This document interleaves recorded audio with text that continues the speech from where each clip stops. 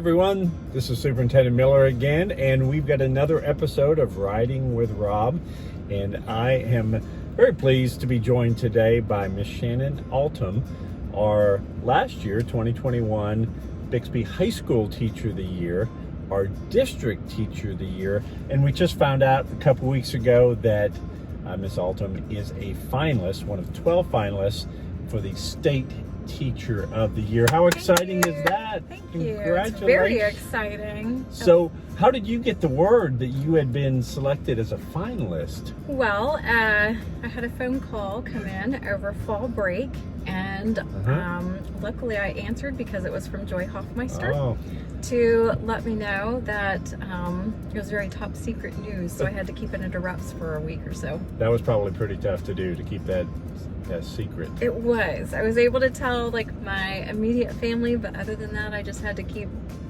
it all under wraps. Well, fantastic. So what's the next step in this process for being State Teacher of the Year or applying for that? Well, in a week and a half, a couple of staff members from the Department of Education will come in and make a video from one of my classes and interview a couple of people and one of my students, and they'll take basically 3 hours of footage, no pressure, and cut that into a 3-minute video.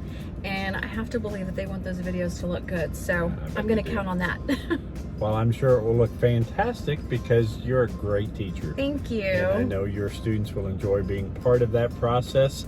And then I know there's probably another phase or another interview later than that? Yes, in January we go in for a full day at the Capitol and spend the day just kind of getting to know the other finalists and spending some time with them and have interviews and things like that. So, and then after that they'll decide and then they'll keep it under wraps until March.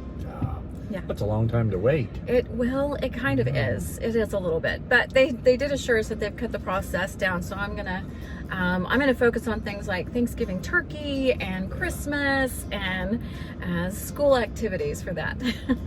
Well, fantastic. We are very proud of you, Miss Altom, and I know that everyone is rooting for you to be the State Teacher of the Year next year. So let's talk about this year. Do you have any exciting initiatives going that you'd like to share with our audience? I do. I'm currently trying to start a writing mentoring program between some of my AP Lang students and some of the upper elementary grades. So we're going to test pilot a program. I'm calling it TNT Writing Pals, standing for Tweens and Teens.